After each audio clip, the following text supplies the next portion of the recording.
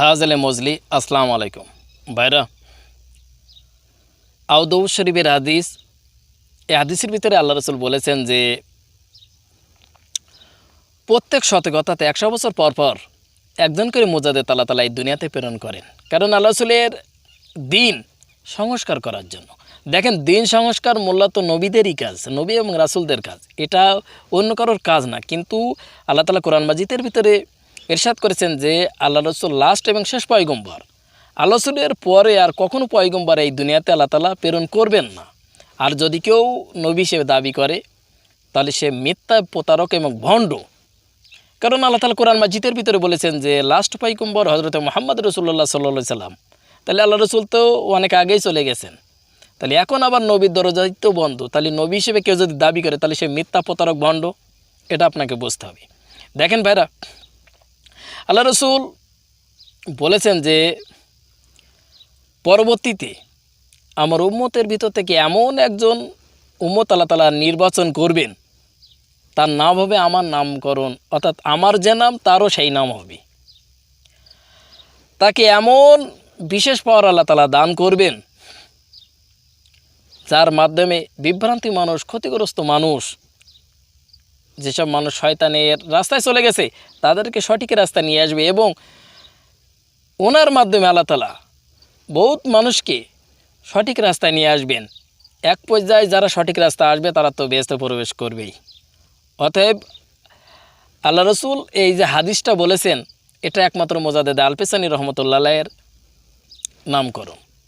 আপনারা অনেক ইতিহাস দেখে থাকেন মুজাদ্দেদ আল-পেসানি রহমতুল্লাহ কী ব্যাপক ভূমিকা করে গেছে, এটা দেখলে আপনারা বুঝতে পারবেন। দেখেন ভাই, এই মুজাদ্দেদ আল-পেসানি রহমতুল্লাহ আলাইহি ইনি ভারতবর্ষে এসেছিলেন সেরহিন্দিন, পাঞ্জাবের সেরহিন্দিন নামক একটি স্থানে।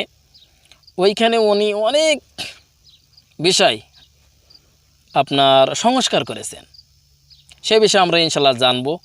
তাই এইখানে আল্লাহ রসুল কী বললেন দেখেন ভাইরা, এই যে মুজাদ্দেদ আল-পেসানি রহমতুল্লাহ আলাইহি উনি দুনিয়াতে আসবে সে সম্পর্কে আল্লাহ রসুল হাদিসের ভিতরে বলে গিয়েছেন, এটা আপনারা সবাই জানেন।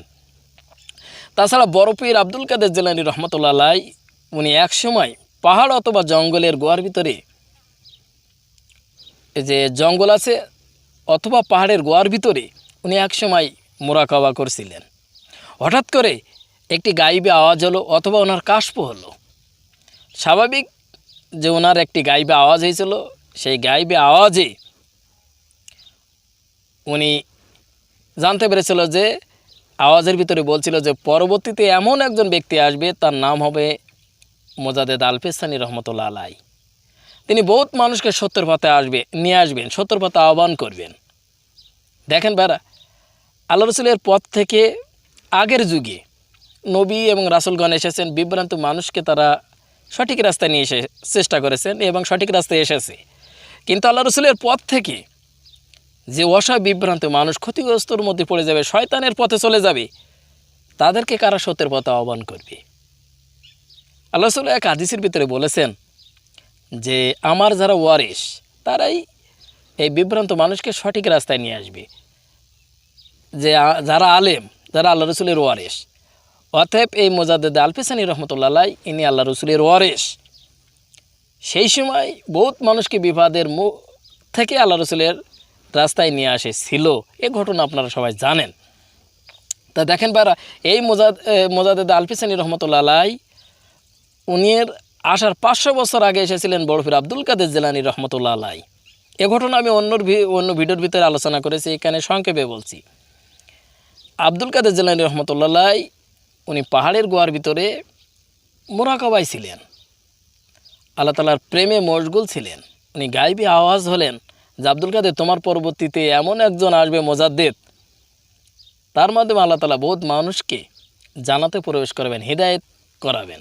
দেখেন, হিদায়েত করার মালিক আল্লাহ তাআলা, আর একমাত্র ভেস্তে যাওয়ার সুপারিশ করবেন আল্লাহ রসুল। কিন্তু আল্লাহ রসুলকে যারা ভালোবাসে, অর্থাৎ আল্লাহ রসুল তাদেরকেও ভালোবাসে। অর্থাৎ এই হিসেবে এইখানে কিন্তু এই বিষয়টা আমি বলছি যে মুজাদ্দেদ আল-পেসানি রহমতুল্লাহ আলাইহি সম্পর্কে আল্লাহ রসুল ইঙ্গিত করেছেন। তো বহুত মানুষ ইনশাল্লাহ হিদায়েতের পথে আসবে এবং বেহেশতে প্রবেশ করবে, জান্নাতে যাবে। তাহলে এই বিষয়টা কি আপনি বুঝতে হবে না? তো দেখেন ভাইরা, এই যে মোজাদ্দেদ আল পেসানি রহমতুল্লাহ আলাই, ওনার 500 বছর আগে হজরত আব্দুল কাদের জিলানী রহমতুল্লাহ আলাই এসেছিলেন। এই আব্দুল কাদের জিলানী রহমতুল্লাহ আলাই উনি এত সন্তুষ্টি হলেন এই কথা শোনা মাত্রই, উনি ওনার নিজের জামা যে খেরকা বা জুব্বা, এটা উনি ওনার সন্তানদের কাছে রেখে গেলেন আর ওসিয়াত করে গেলেন যে এটা মোজাদ্দেদ আল পেসানি রহমতুল্লাহ আলাইয়ের কাছে পর্যায়ক্রমে পৌঁছবে, অতএব তোমার পরে তুমি আরেকজনের কাছে দেবে। এভাবে ধারাবাহিকভাবে মোজাদ্দেদ আল পেসানি রহমতুল্লাহ আলাইয়ের কাছে ওই খেরকা, বড় পীর আব্দুল কাদের জিলানী রহমতুল্লাহ আলাইয়ের খেরকা কিন্তু এসেছিল। এ ঘটনা সবাই আপনারা জানেন। তাহলে এই মোজাদ্দেদ আল পেসানি রহমতুল্লাহ আলাইয়ের 500 বছর আগে বড় পীর আব্দুল কাদের জিলানী রহমতুল্লাহ আলাই উনি হচ্ছে কাদিরিয়া তরিকার মোজাদ্দেদ, অর্থাৎ কাদিরিয়া তরিকার প্রতিষ্ঠাতা বড় পীর আব্দুল কাদের জিলানী রহমতুল্লাহ আলাই। তো উনি পরবর্তীতে যে একটি তরিকা আসবেন মোজাদ্দিদিয়া তরিকা, উনি বিশ্বাস স্থাপন করলেন। এই বিশ্বাস স্থাপন করলেন এবং নিজের খেরকাও রেখে গেলেন। এইখানে একটু মজার বিষয় ভাই, যদি বলে আপনার পরবর্তীতে এমন একজন ব্যক্তি আসবেন তার মহব্বতে আপনি আপনার নিজের ব্যবহারকৃত জামা পর্যন্ত রেখে যাচ্ছেন, তাহলে কত সম্মান, কত রেসপেক্ট তার জন্য আপনি ব্যবস্থা করতেছেন। ঠিক একই কায়দায় যারা ইমানদার হবে, যারা আল্লাহ তাআলাকে ভালোবাসবে, তারা আল্লাহ রসুলকে রেসপেক্ট করবে, সম্মান করবে। এইটাই তো বাস্তব পরিচয়। এই যে মোজাদ্দেদ আল পেসানি রহমতুল্লাহ আলাই, ইনি কিন্তু ওমর ফারুক রাদিয়াল্লাহু আনহুর বংশধর, 27 এবং 28তম বংশধর।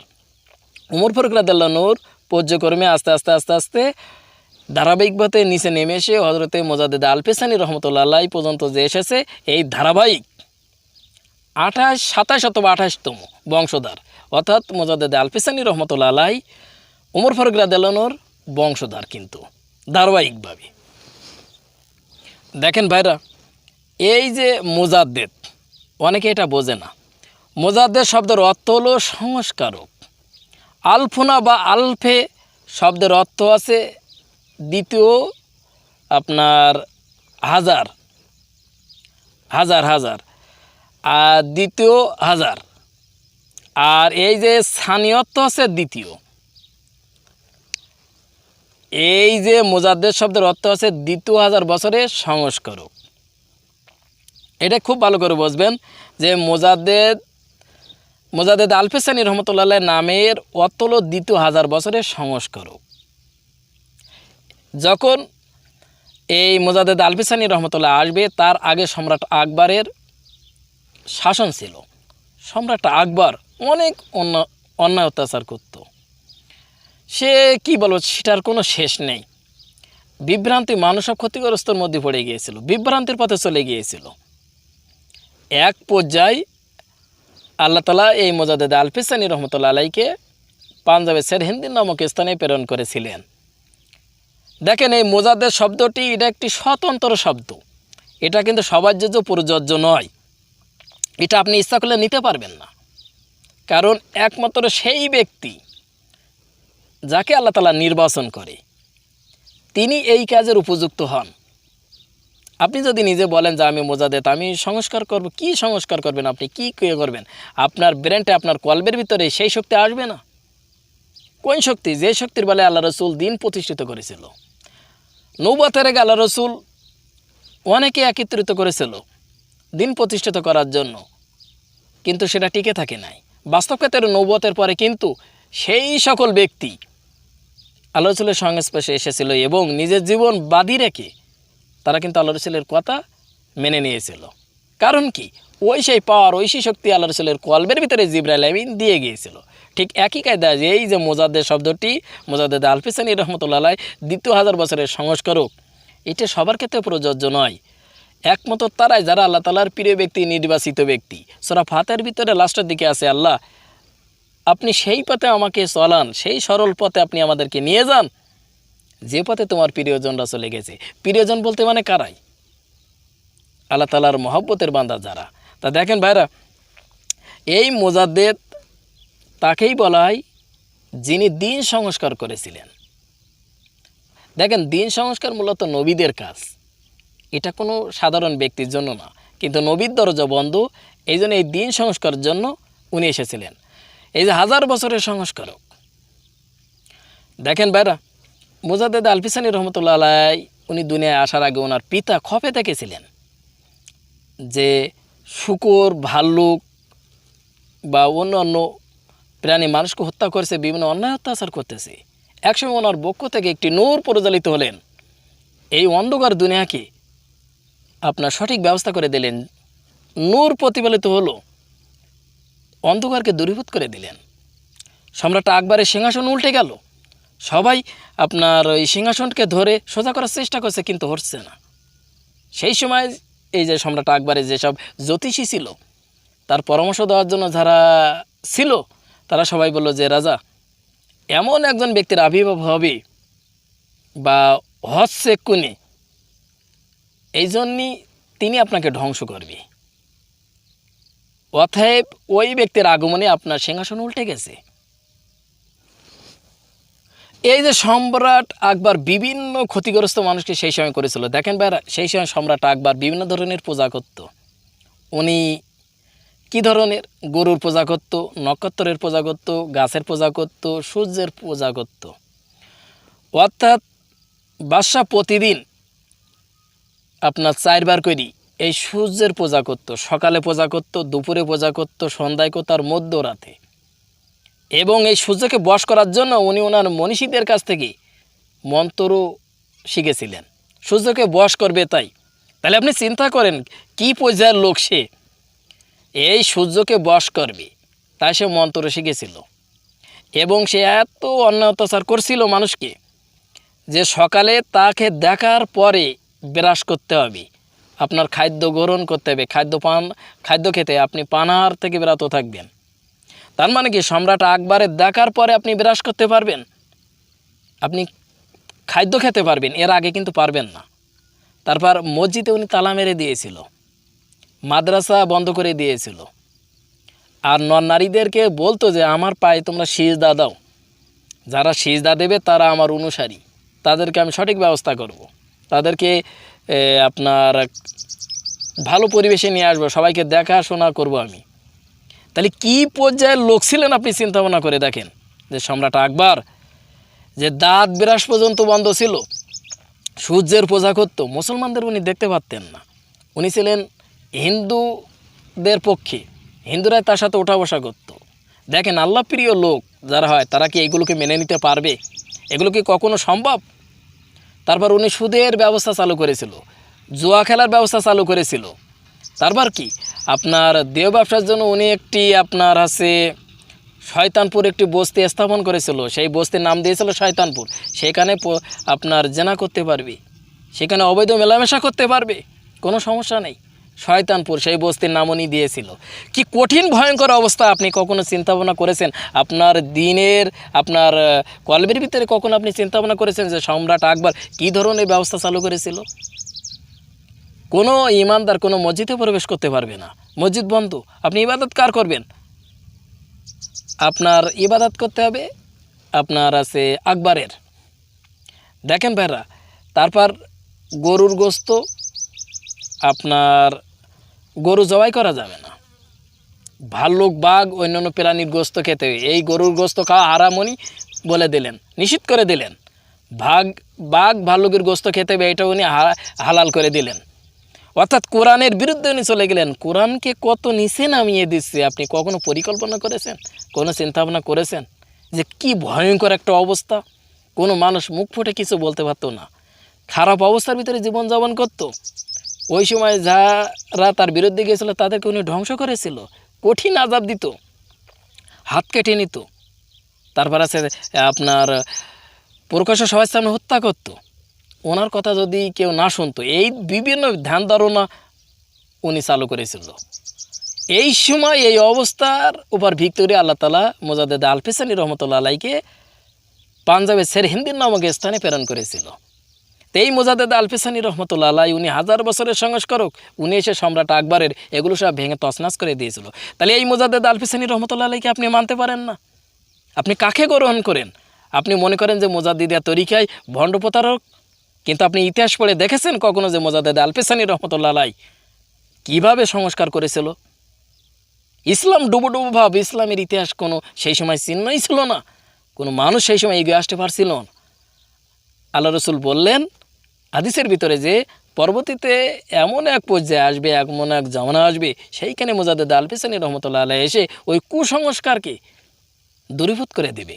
সেইখানে অন্ধকারের ভিতরে আল্লাহ তাআলা নূর প্রতিষ্ঠিত করবে, অর্থাৎ আলো আসবে। আপনি তরিকার নাম শোনা মাত্রই আপনি বলেন ভণ্ড ভণ্ড, তরিকার বিভিন্ন বিষয়বস্তু। আসলে যারা ভণ্ড তাদের কথা আপনি বাদ দেন। যে জিনিসটা এক নম্বর হয় তার ডুপ্লিকেট কিন্তু অবশ্যই হয়। এক নম্বর জিনিস তৈরি না হলে তো ডুপ্লিকেটই হচ্ছে না। তো মুজাদ্দেদ আল-ফিসানি রহমতুল্লাহ ওই সময় এসে বিভিন্ন মানুষকে ক্ষতিগ্রস্ত থেকে আল্লাহ তাআলা রাস্তায় নিয়ে আসলেন। সেইখানে অবৈধ মেলামেশা হতো, জুয়ার ব্যবস্থা ছিল, সুদের ব্যবস্থা ছিল, মানুষ নামাজ পড়তে পারবে না, মাদ্রাসায় যেতে পারবে না। এই ধরনের ভিত্তির করে আপনি কি কোনো ইমানদার, কোনো মুসলমান এইগুলোকে মেনে নিতে পারবে? আপনি আজকে দিন প্রতিষ্ঠিত পেয়েছেন কারদের মাধ্যমে? সুফি সাধকের মাধ্যমে। এখন তো আল্লাহ রসুলের দরজা বন্ধ, তাহলে এখন এই দিনকে প্রতিষ্ঠিত কারা করবে? সুফি সাধক, যারা আল্লাহ তাআলার প্রিয় ব্যক্তি। আর এই প্রিয় ব্যক্তিদেরকে আপনারা গালিগালাজ করেন।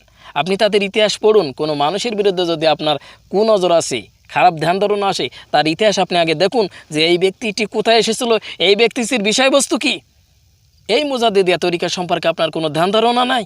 আপনি শুধু নামে মাত্র মুসলিম নামাজ পড়েন আর বলেন যে এই মুজাদ্দিদিয়া তরিকা ভণ্ড ভণ্ড বিভিন্ন বিষয়ের ভিতরে আছে। দেখেন ভাইরা, আপনি জেনে ভুল বলেন একটা বিষয়, আর ওয়াজানায় যদি ভুল বলেন সেটা কিন্তু আর একটা বিষয়। আপনি আগে এই জিনিসটা বোঝার চেষ্টা করুন যে এই তরিকার ভিতরে কি আছে, কি নেজবত আছে, কেন মানুষ এই তরিকার পথে প্রতিষ্ঠিত হয়, কেন এই তরিকার কাছে যায়। সেই সময় মুজাদ্দেদ আল-ফিসানি রহমতুল্লাহ আলাইহি সম্রাট আকবরের বিরুদ্ধে জিহাদ করেছিল। এই ঘটনা আপনারা সবাই জানেন না? দেখেন ভাই, সম্রাট আকবর সেই সময় কি চালু করেছিল? মুসলমান, খ্রিস্টান, বৌদ্ধ ধর্ম যত মানুষ আছে সবাই মানুষকে একত্রিত করেছিল, করে বলেছিল যে লা ইলাহা ইল্লাল্লাহু আকবর খলিফাতুল্লাহ। এই ধর্ম চালু করেছিল সম্রাট আকবর, সবাই একত্রিত করেছিল। দেখিছেন কি বর্তমানে শিরিক সেইখানে করছে, শিরকের সাথে কিভাবে লিপ্ত হয়ে গেল, নিজেকে খোদাই দাবি করছে যে আমার পায়ে সিজদা করো। এই ধরনের ব্যক্তিকে দূরীভূত করেছিল। এই জায়গায় আল্লাহ তাআলা নূর প্রতিষ্ঠিত করেছিল, এই জায়গায় আল্লাহ তাআলার আপনার আলোপও জ্বালিয়েছিল মুজাদ্দেদ আল-ফিসানি রহমতুল্লাহ আলাইহি। আল্লাহ তাআলা এনার মাধ্যমে এইখানে সংস্কার করেছিল। তাই এই ব্যক্তিটি কি খারাপ? আজ সমাজে বহুত মানুষ আছে, কেন ওরা তরিকা ভক্ত, কেন কোরআন হাদিস পেলেই তো সব কিছু হয়ে যায়, কেন আবার পীর মুর্শিদের কাছে যাওয়া প্রয়োজন? এই জায়গায় তো আল্লাহ ইচ্ছা করলে সব কিছু দিতে পারতেন, কিন্তু আল্লাহ তাআলা কি দিয়েছে? এই জায়গায় আল্লাহ তাআলা কিসের মাধ্যম নিলেন? দেখেন ভাইরা, কোরআন মাজিদ আল্লাহ তাআলা উপর থেকে কিন্তু নবী করিম অর্থাৎ মুহাম্মদ সাল্লাল্লাহু আলাইহি ওয়াসাল্লামের কাছে দিলে দিতে পারতেন। আল্লাহ তাআলা সব কিছু পারে, কিন্তু মাধ্যম নিয়েছিল কাকে? জিবরাইল আমিন। কেন নিলেন? আল্লাহ তাআলা মাধ্যম ছাড়া কোনো কাজ করেন না। আপনি যতই আপনি করেন, ও করেন, ফাংফুং করেন, আওয়াজ করেন, ও করেন, আপনি চেষ্টা করে দেখেন আল্লাহ তাআলা মাধ্যম ছাড়া কোনো কাজ করেছে কি? আল্লাহ তাআলা ইচ্ছা করলে প্রত্যেক মানুষের জন্মের কোনো প্রয়োজন ছিল না। ইচ্ছা করলে আল্লাহ তাআলা বাইর করতে পারতেন, কিন্তু আল্লাহ তাআলা কেন পিতামাতার আশ্রয় নিলেন? পিতামাতার মাধ্যমে আল্লাহ তাআলা এই দুনিয়াতে ভূমিষ্ঠ করায়, কিন্তু আল্লাহ তাআলা সব কিছু করতে পারতেন, তারপরও কেন আল্লাহ তাআলা মাধ্যম নিলেন? এটা আপনাকে বুঝতে হবে। ঠিক একই কায়দায় সম্রাট আকবরের বিরুদ্ধে জিহাদ করেছিল মুজাদ্দেদ আল-ফিসানি রহমতুল্লাহ আলাইহি। মুজাদ্দেদ আল-ফিসানি রহমতুল্লাহ আলাইহির অনেক ইতিহাস আছে। মুজাদ্দেদ আল-ফিসানি রহমতুল্লাহ আলাইহি সেই সময় উনি যখন আসলেন, তাছাড়া এই মুজাদ্দেদ আল-ফিসানি রহমতুল্লাহ আলাইহি উনি যখন দুনিয়াতে আসলেন, আগমন করলেন, ওই সময় বাদ্যযন্ত্র, বয়ন বিষয় সব কিন্তু ভেঙে চুরমার হয়ে গিয়েছিল। মুজাদ্দেদ আল-ফিসানি রহমতুল্লাহ আলাইহি ওনাকে কিন্তু খাতনা করা হয় নাই, মুসলমানি দেওয়া হয় না, অটোমেটিক্যালি আল্লাহ তাআলার তরফ থেকে উনি খাতনাকৃত অবস্থায় দুনিয়াতে এসেছিলেন। আল্লাহ রসুল যেমন দুনিয়াতে এসেছিলেন খাতনাকৃত অবস্থায়। তাহলে এই ব্যক্তিটি কি সাধারণ ব্যক্তি? এই ব্যক্তির ইতিহাস কি আপনি জানেন? কখনো কি ভেবে দেখেছেন? মুজাদ্দেদ আল-ফিসানি রহমতুল্লাহ আলাইহি সম্পর্কে অনেক বিষয় আছে। আমি কিন্তু মূল বিষয় কিছু কিছু ধ্যান ধারণা আপনাদেরকে দিচ্ছি, যাতে আপনারা কিছু না কিছু বুঝতে পারেন এই ব্যক্তি সম্পর্কে, কেন এই তরিকায় মানুষ আসে। এইটার জন্য আমি কিছু কিছু বিষয় আপনাদেরকে বোঝানোর চেষ্টা করছি। মুজাদ্দেদ আল-ফিসানি রহমতুল্লাহ আলাইহি 6 বছর বয়সে উনি কোরআনের হাফেজ হয়েছিলেন। 17 বছর বয়সে উনি জাহির এবং বাতিনির উস্তাদ হয়েছিলেন, স্কুলের শিক্ষক হয়েছিলেন, টিচার হয়েছিলেন। 640 খান কিতাব উনি লিখে গেছেন। তার ভিতরে বিশেষভাবে মকতুবাত শরীফ আছে উল্লেখযোগ্য কিতাব। দেখেন ভাইরা, 6 বছর বয়সে একটি ছেলে কোরআনের হাফেজ হয়, 17 বছর বয়সে স্কুলের শিক্ষক হয়েছিল। তাহলে এই ব্যক্তিটি কি সাধারণ ব্যক্তি? আপনার কি মনে হয় যে এই ব্যক্তিটি সাধারণ ব্যক্তি? আপনার চিন্তাভাবনা যত নিচে সেটা আর বলে এখানে প্রকাশ করা যাবে না। তা দেখেন ভাইরা, এইখানে মোজাদ্দেদ আলফেসানি রহমতুল্লাহ আলাইহি সম্পর্কে অনেক কিছু আছে। মোজাদ্দেদ আলফেসানি রহমতুল্লাহ আলাইহি একসময় হজের উদ্দেশ্যে উনি দিল্লিতে এসেছিলেন। ওনার বন্ধু হাসান ছিল, সে বলেছিল, দোস্ত, বুখারাত থেকে নকশবন্দিয়া তরিকার মোজাদ্দেদ এসেছে, তুমি কি তার সাথে একটু দেখা করবে? এই হাসান আছে খাজা বাকিবিল্লাহ রহমতুল্লাহ আলাইয়ের কাছে বায়াত গ্রহণ করেছিলেন। এক পর্যায়ে মোজাদ্দেদ আলফেসানি রহমতুল্লাহ আলাইহি হজ রেখে উনি সেই খাজা বাকিবিল্লাহ রহমতুল্লাহ আলাইয়ের কাছে চলে গেলেন। তারপরে খাজা বাকিবিল্লাহ রহমতুল্লাহ আলাইয়ের কাছে গিয়ে উনি বায়াত গ্রহণ করলেন। 2 থেকে 2.5 মাস ওনার সহবত নিয়ে ছিলেন, ওনার সাথে ওঠা বসা করেছিলেন।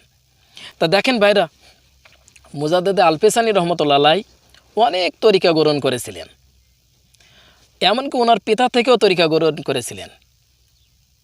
কিন্তু ওনার পিতা এবং মোজাদ্দেদ আলফেসানি রহমতুল্লাহ আলাইহি দুইজনে আগ্রহী ছিলেন, যদি নকশবন্দিয়া তরিকার সন্ধান পাইতে দুইজনে এই তরিকায় বায়াত গ্রহণ করবেন। কিন্তু ওনার পিতা সেই সুযোগ আর হননি, কিন্তু মোজাদ্দেদ আলফেসানি রহমতুল্লাহ আলাইহিকে হয়েছিল। এক পর্যায়ে খাজা বাকিবিল্লাহ রহমতুল্লাহ আলাইহি মোজাদ্দেদ আলফেসানি রহমতুল্লাহ আলাইহিকে খেলাফত দিয়েছিল। কি খেলাফত দিলেন? এমন শক্তি খেলাফত দিলেন, সম্রাট আকবরের সব তছনছ করে দিয়েছিল। তা দেখেন ভাইরা, এই ঘটনা অনেক মাওলানার বলে থাকে, কিন্তু আমি সংক্ষেপে কিছু বলেছি। তা দেখেন ভাইরা, 40 বছর বয়স যখন, ওই সময় মোজাদ্দেদ আলফেসানি রহমতুল্লাহ আলাইহি ওনার খানকার ভিতরে আছে, উনি দেখলেন যে হঠাৎ করে ওনার স্বচক্ষে দেখছেন যে সামনে বিশাল বড় একটি জায়গা, একটি পরিবেশ, সেইখানে সাদা পোশাকধারী কি বহুত লোকজন আসলেন। তারপর প্রথমে হযরতে বড় পীর আব্দুল কাদের জিলানী রহমতুল্লাহ আলাইহি আসলেন, এসে বললেন যে আমার এই তরিকা সম্পূর্ণ আমি মোজাদ্দেদ আলফেসানি রহমতুল্লাহ আলাইহিকে দান করলাম, নেসবত, এই শক্তি নেসবত আমি সব কিছু দিয়ে দিলাম। তারপর বাহাউদ্দিন নকশবন্দ বুখারী রহমতুল্লাহ আলাইহি উনি আসলেন। চিশতিয়া তরিকা হযরতে খাজা মঈনুদ্দিন চিশতি রহমতুল্লাহ আলাইহি আসলেন। উনি বললেন, না, আমি চিশতিয়া তরিকার সব কিছু নেসবত এই মোজাদ্দেদ আলফেসানি রহমতুল্লাহ আলাইহিকে দান করলাম।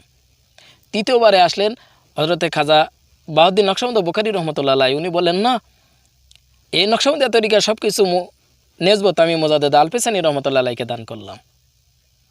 এক পর্যায়ে সবার শেষে আল্লাহ রসুল এসে বললেন, না, আমি আল্লাহ রসুল, আল্লাহ তাআলা যে নেসবত শক্তি আমাকে দান করেছে সব কিছু আমি মোজাদ্দেদ আলফেসানি রহমতুল্লাহ আলাইহিকে দান করলাম। তা দেখেন ভাইরা, এইখানে আপনি বুঝেন 4 তরিকার সব কিন্তু নেসবত শক্তি এই মোজাদ্দেদিয়া তরিকার ভিতরে আছে। এই তরিকার ভিতরে আল্লাহ রসুল যে পাওয়ার দিয়ে গেলেন, আল্লাহ রসুল পূর্বে আমি বলেছি যে হাদিসের ভিতরে আল্লাহ রসুল বর্ণনা করেছেন মোজাদ্দেদ আলফেসানি রহমতুল্লাহ আলাইহি সম্পর্কে। এখনও আপনি কেন চিন্তা ভাবনা করেন না? সঠিক সময়কে কেন আপনি বেছে নেন না? মোজাদ্দেদিয়া তরিকা সবচেয়ে শ্রেষ্ঠ তরিকা। এই তরিকার ভিতরে আসলে আপনার নফসে না থেকে বিবেক তৈরি হবে, কোনটা সঠিক আর কোনটা বেসঠিক, কোনটা রাইট কোনটা রং, এটা বোঝার মতন আপনার পরিবেশ তৈরি হবে। 1000 লোক বললেও আপনি বুঝতে পারবেন, আপনার কলব, আপনার অন্তর সাড়া দিয়ে দেবে যে এইটা সঠিক হবে। তাহলে এই তরিকার ভিতরে আসলে সেই ধরনের পাওয়ার আপনার কলবের ভিতরে আসবে। তা যদি আপনি এই তরিকার ভিতরে না আসেন, তাহলে আপনি কি বুঝবেন? যারাই মসজিদে ইমামতি করুক বা অন্যান্য বিষয় পথ অবলম্বন করুক নাই কেন, যদি কলব জারি না থাকে তাহলে তার কোনো আমলই আল্লাহ তাআলা গ্রহণযোগ্য করবেন না। যদি আল্লাহ তাআলা দয়া করে তাহলে আল্লাহ তাআলা তাদেরকে মাফ করে দিবেন। দেখেন, আল্লাহ তাআলা গাফুরুর রহিম, তিনি ইচ্ছা করলে সব কিছু মাফ করে দিতে পারেন, নাও দিতে পারেন। দেখেন বেরা, মুসলিম শরীফের হাদিস, আল্লাহ রাসূল এইখানে বলেছেন, বায়াত বিন যে মারা যাবে সে জালেমের ন্যায় মৃত্যুবরণ করলো। তা আপনি বায়াত কি গ্রহণ করবেন না? আমার অন্য ভিডিওর ভিতরে আমি আলোচনা করিতে এই বায়াত সম্পর্কে এইখানে সংক্ষেপে ধারণা দিচ্ছি। দেখেন ভাই, বায়াত যদি আপনি না করেন, বায়াত শব্দের অর্থ হচ্ছে অঙ্গীকার করা। আল্লাহ রসুলের যুগে আল্লাহ রসুল বায়াত করাতেন যে কেউ জিনা করবে না, ব্যভিচার করবে না, যুদ্ধ থেকে পলায়ন করবে না, সালাত কায়েম করবে, যাকাত প্রতিষ্ঠিত করবে, এই ধরনের উপর আল্লাহ রসুল বায়াত করাতেন। দেখেন, একই ক্যাটাগরি সিস্টেম অনুযায়ী মোজাদ্দেদিয়া তরিকায় যে সকল মাশায়েখগণ বর্তমানে এখন বায়াত করান, তারা কিন্তু একইর উপর ভিত্তি করে, অর্থাৎ আল্লাহ তাআলার সাথে কাউকে শরীক করবে না। এক কথায় আল্লাহ তাআলার সন্তুষ্টির জন্য আপনাকে এই পথে অবলম্বন করতে হবে। আল্লাহ তাআলার সন্তুষ্টি জান্নাতের চাইতে উৎকৃষ্ট, আর আল্লাহ তাআলার অসন্তুষ্টি জাহান্নামের চাইতে নিকৃষ্ট। আপনি কোন পথ অবলম্বন করবেন? নামাজ, রোজা, হজ, যাকাত করেও কিন্তু আপনি মুক্তি পাবেন না। এগুলো আপনার বাধ্যতামূলক করতেই হবে। কিন্তু আপনার কল্প যদি জারি থাকে, আল্লাহ তাআলার সংস্পর্শে যদি আপনি পৌঁছাতে পারেন, অর্থাৎ আল্লাহ তাআলার নৈকট্য অর্জনের জন্য আপনি আপ্রাণ চেষ্টা করেন, তাহলে অনেক কিছু আপনি পারবেন। তরিকা, কেন আপনি তরিকা করবেন? তরিকার বিষয়বস্তু আপনি কি বোঝেন? তরিকা সম্পর্কে ধ্যান ধারণা তো আপনার নাই। এই তরিকার মূল প্রতিষ্ঠাতা আছে মোজাদ্দেদ আল পেছানী রহমতুল্লাহ আলাইহি। এই তরিকাকে আপনি ভালোবাসুন, এই তরিকার ভিতরে পাওয়ার আছে। আপনি যাদেরকে অনুসরণ করেন তাদের উস্তাদ নাই, তাদের পাওয়ার পর্যায়ক্রমে নাই। দেখেন, প্রথমে জিবরাইল আমিন আল্লাহ রসুলের কোয়ালবের উপরে এই কোরআন নাজিল করেছিল। আল্লাহ রসুলের কোয়ালবের ভিতরে ঐশী শক্তি প্রদান করেছিল। আল্লাহ রসুল থেকে ওই ঐশী শক্তি সাহাবীদেররা পেয়েছিল। তারপর তাবে এক পর্যায়ে কাদের কাছে নিয়ে আসলেন? কামেল মোকামেল মুর্শিদ, যারা আধ্যাত্মিক জগতের ক্ষমতা সম্পন্ন ব্যক্তি, তাদের কাছে এই কোরআন এসে, এই কোরআনের এই পাওয়ার ঐশী শক্তি এসে অবস্থান করলেন। এখন যদি আপনি এদেরকে অনুসরণ না করেন, তাহলে তো আপনি সেই শক্তিই পাবেন না। কোন শক্তির বলে আপনি যে সঠিক পথে মানুষকে নিয়ে আসতে পারবেন, কখনো চিন্তা ভাবনা করেছেন? একমাত্র এই ঐশী শক্তি ছাড়া কখনো সম্ভব নয়। আপনি হাজার চেষ্টা করেন, আপনি পারবেন না। একমাত্র এই শক্তি যদি না আসে, তাহলে আপনি মানুষকে সে আল্লাহ তাআলা দিনের পথে আপনার চেষ্টা করলে তারা দাঁড়াবে না। কারণ কি, এই শক্তি না থাকলে আপনি কখনো প্রতিষ্ঠিত হতে পারবেন না। তা দেখেন ভাইরা, অনেক কিছু বললাম, মূল বিষয় একটা উদ্দেশ্য, সেটা হচ্ছে এই যে মুজাদ্দিদের তরিকা আপনি আসেন, এই তরিকায় আসলে আপনার ভিতরে নফসে না থেকে বিবেক তৈরি হবে, একটা মহব্বত আসবে, একটা প্রেম আসবে, যে প্রেমের কারণে আপনি অনেক কিছু অর্জন করতে পারবেন। আপনার কাছে তখন দুনিয়াটা যে কেমন মনে হবে, এটা এখানে বলে বোঝাতে পারবো না। যারা মুজাদ্দিদের তরিকায় আছে, কিছু লতিবা 10 নম্বর উপরে অতিক্রম করেছে, তাদের কাছে শোনেন। দেখেন বারা, শুধু লতিবা অতিক্রম করলেই হবে না, তার ভিতরে একটি শক্তিও আছে। সেই শক্তিটা নিজের ভিতরে যখন প্রতিষ্ঠিত না হবে, তখন আপনি কি করবেন? তাই স্বাভাবিকভাবে 10 নম্বর উপরে যেসব লতিবাগুলো আছে, এগুলো অতিক্রম করলে সেই বিশেষ মহব্বত আল্লাহ তাআলার প্রতি আসে, মহব্বতের প্রতি আকৃষ্ট হয়, মোর্শেদের প্রতি ভালোবাসা আসে, তখন না আপনি খাঁটি মানুষ হবেন। এই ছাড়া সম্ভব নয়। আপনি হাজার চেষ্টা করলেও পারবেন না। আল্লাহ তাআলা ভালোবেসে আপনাকে মুক্তি দিলে সেটা হচ্ছে আলাদা বিষয়। আপনার রাস্তা আল্লাহ তাআলা সঠিক দিয়ে দিয়েছে, আপনি এখন মানছেন না। আর আপনি যাদের অনুসরণ করেন, তারা এই রাস্তার কিছু বোঝে না, তারা এই রাস্তার কোনো খবরই রাখে না। রাস্তা আপনার সামনে বিভিন্ন আছে, এখন আপনি কোন রাস্তায় চলবেন? সঠিক রাস্তা বাদ দিয়ে না বেসঠিক রাস্তায়? কিন্তু সঠিক রাস্তা চেনার জন্য আপনাকে অবশ্যই কামেল মোকামেল মুর্শিদ, আধ্যাত্মিক জগতের ক্ষমতা সম্পন্ন ব্যক্তির সংস্পর্শে আসতে হবে, তাহলে আপনি বুঝতে পারবেন। তা দেখেন ভাই, এইখানে অনেক কিছু বললাম, ভুল ভ্রান্তি কম বেশি হতে পারে, স্বাভাবিক, এটাই না। তবে আমার মূল উদ্দেশ্য আছে আল্লাহ তাআলার সন্তুষ্টি। আল্লাহ তাআলার সন্তুষ্টির জন্য আপনাকে আহ্বান করলাম যে আপনি মুজাদ্দিদের তরিকা আসেন, এবং যে ব্যক্তি কোরআন হাদিসের আলোকে আছেন, তার সংস্পর্শে সে বায়াত গ্রহণ করেন। দেখবেন ইনশাআল্লাহ আপনি একসময় মুক্তি পাবেন। আসসালামু আলাইকুম।